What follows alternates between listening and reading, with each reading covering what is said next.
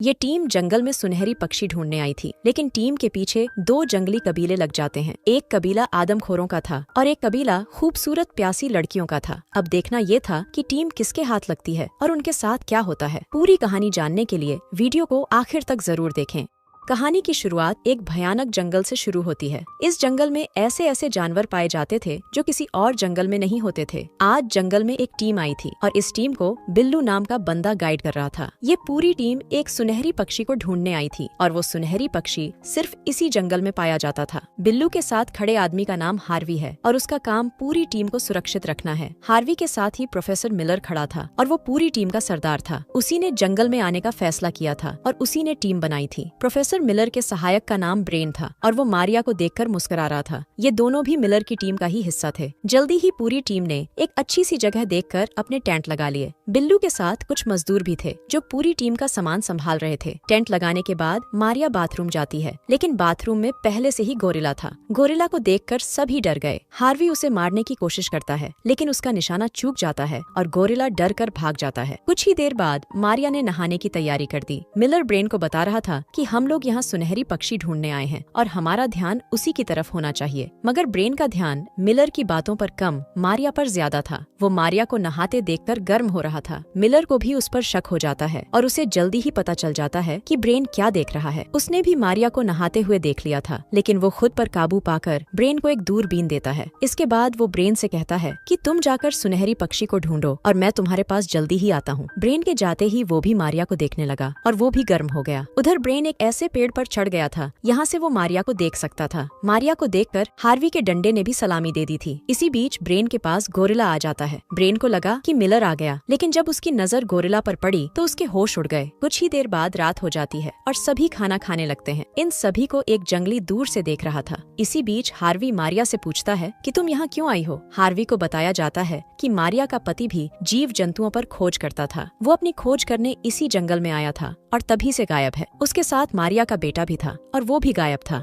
मारिया उन्हें ही खोजने यहाँ आई थी। जंगली अभी भी उन्हें देख रहा था और इसी बीच टार्जन भी उन्हें दूर से देखने लगता है। टार्जन भी इसी जंगल में रहता था। उसकी नजर मारिया के तरबूजों पर जम चुकी थी, क्योंकि उसने आज पहली बार तरबूज देखे थे। वो लगातार मारिया को देख रहा था और तभी उसके पीछे गोरिल्ला लग जाता है। उधर मारिया की गुफा में एक सांप घुस गया था। उसे लगा कि हार्वी उसके साथ छेड़छाड़ कर रहा है, लेकिन जब वो हार्वी के हाथ देखती है तो उसका शक मिलर पर जाता है। मिलर के हाथ भी ऊपर देखकर वो ब्रेन पर शक करने लगी। ब्रेन अपने ही नशे में खाने की तारीफ कर रहा था। मारिया को लगा कि ब्रेन ही उसके साथ छेड़छाड़ कर रहा है, इसलिए वो उसे एक थप्पड़ जड़ देती है। अब ब्रेन उठने की कोशिश कर रहा था और उसके खाली हाथ देखकर मारिया समझ गई कि उसकी गुफा में क्या है। अब वो डर कर वहाँ से भाग जाती है और तीनों आदमी हैरानी से उसे देखने लगते हैं। अगले दिन मारिया की नौकरानी जून हार्वी के पास आकर पूछती है, क्या मैं आस-पास घूमने जा सकती हूँ? हार्वी के हाँ करते ही वो घूमने चली जाती है। जून घूमते घूमते एक झरने के पास आ गई। उसे झरना बेहद खूबसूरत लगा, जिसके बाद वो वहाँ नहाने की तैयारी करने लगी। इसी बीच टार्जन भी घूमता घूमता उसे दूर से देख लेता है। जून की खूबसूरती देखकर वो हैरान हो गया। वो उसी पल हवा में लहराकर उसके पास जाने लगा, लेकिन गलती से झरने में गिर जाता है। जून जल्दी जल्दी उसे पानी से बाहर निकालकर उसकी जान बचाती है। वो उससे बात करने की कोशिश करती है, लेकिन टार्जन को इंग्लिश नहीं आती थी। दोनों आज पहली बार एक दूसरे से मिले थे और दोनों ने एक दूसरे को पसंद भी कर लिया था। उधर ब्रेन सुनहरी पक्षी को खोज रहा था और जल्दी ही उसे सुनहरी पक्षी का एक पंख मिल जाता है। वो जब मिलर को पंख दिखाता है तो वो बेहद खुश होता है। मिलर समझ गया था कि वो सुनहरी पक्षी के करीब ही है और वो उस तक जल्दी ही पहुँचने वाले हैं। इसी बीच एक जख्मी मजदूर उनके सामने आकर मर जाता है। मजदूर को कई तीर मारे गए थे। तीरों पर लिखा था कि हम नौसा कबीले के आदमखोर हैं। नौसा कबीले का नाम सुनते ही बिल्लू के सभी मजदूर भाग जाते हैं। रात को सभी लोग नौसा कबीले से पूरे सतर्क थे। सभी लोग यहाँ से जाना तो चाहते थे, लेकिन मिलर को लग रहा था कि वो नौसा कबीले को संभाल लेगा और सुनहरी पक्षी को लेकर ही वापस जाएगा। अगले दिन नौसा कबीले वाले जोर जोर से संगीत बजाने लगे। संगीत सुनकर बिल्लू हार्वी को बताता है कि कबीले वाले आस पास ही हैं और वो कभी भी हम पर हमला कर सकते हैं। अब हार्वी जल्दी जल्दी सभी को बुलाकर कहता है,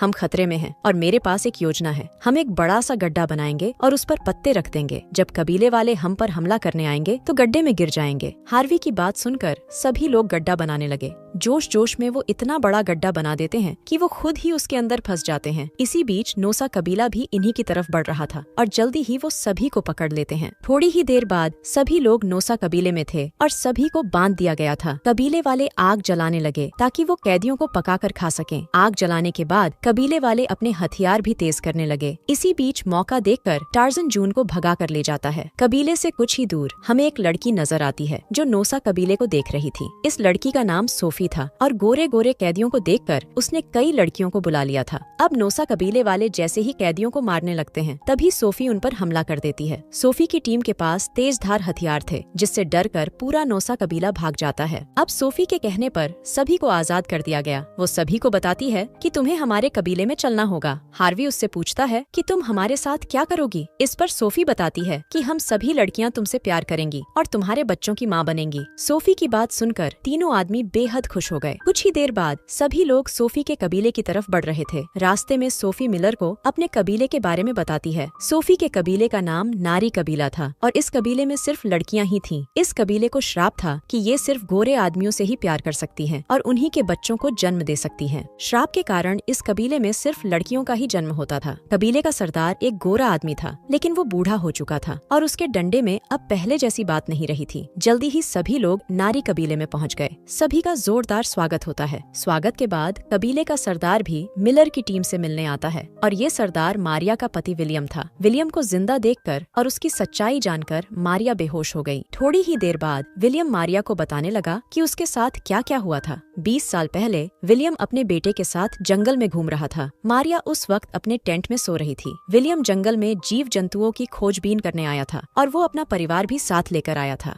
खोजबीन करते करते विलियम नोसा कबीले के हाथ लग जाता है और फिर उसे नारी कबीले की लड़कियां ले जाती हैं। विलियम की पूरी बात सुनकर अब मारिया को अपने बेटे की चिंता होने लगी थी। दोनों को नहीं पता था कि उनका बच्चा कहाँ होगा और क्या कर रहा होगा। वैसे इनका बच्चा अब टार्जन बन चुका था और इस वक्त वो इंग्लिश सीख रहा था। कुछ ही देर बाद विलियम मेहमानों से मिलने जाता है। वो मिलर की टीम के पास आकर उन्हें बताता है कि कल तुम तीनों की शादी हो जाएगी और अगले दिन तलाक, फिर दूसरी लड़की से शादी हो जाएगी और उसके अगले ही दिन तलाक। विलियम की बातें सुनकर ब्रेन बेहद खुश हो गया था। हार्वी भी खुश था क्योंकि उसकी रोज नई लड़की से शादी जो होने वाली थी। अगले ही दिन शादी की तैयारियां शुरू हो गईं। मारिया को सरदारनी बना दिया गया था और वो विलियम के पास ही बैठी थी। जल्दी ही मिलर और उसकी टीम सबके सामने आती है। सोफी उनका स्वागत सुनहरी पक्षी से करवाती है। सुनहरी पक्षी देखकर मिलर और ब्रेन की आंखें चौड़ी हो गई थीं। वो जिस पक्षी को ढूंढ रहे थे वो उन्हें इस कबीले में दिखा। अब जल्दी ही शादी की रस्म शुरू हो जाती है। तीनों को लग रहा था कि इनकी शादी खूबसूरत लड़कियों से होगी, लेकिन तीनों की शादी मोटी मोटी लड़कियों से कर दी जाती है। पहली ही रात में तीनों का बुरा हाल हो गया था। अब कहानी 3 महीनों बाद शुरू होती है। तीनों ही इस रोज की शादी से परेशान हो गए थे। तीनों अब यहाँ से भागना चाहते थे लेकिन सोफी उन्हें भागने नहीं देती। विलियम तीनों की हिमायत कर रहा था, इसलिए सोफी ने उससे सरदारी छीन ली थी और खुद ही कबीले की सरदार बन गई थी। अब कुछ देर बाद चारों की शादियां होने वाली थीं। सोफी के आदेश पर विलियम को भी शादी के लिए तैयार कर लिया था। एक बार फिर से सुनहरी पक्षी से चारों का स्वागत करवाया गया। इसी बीच बिल्लू भी अपने साथियों को लेकर कबीले को घेर लेता है। वो अपनी टीम को आजाद करवाने आया था। टार्जन और जून भी कबीले तक पहुंच गए थे। अपनी टीम को जिंदा देखकर जून बहुत खुश थी।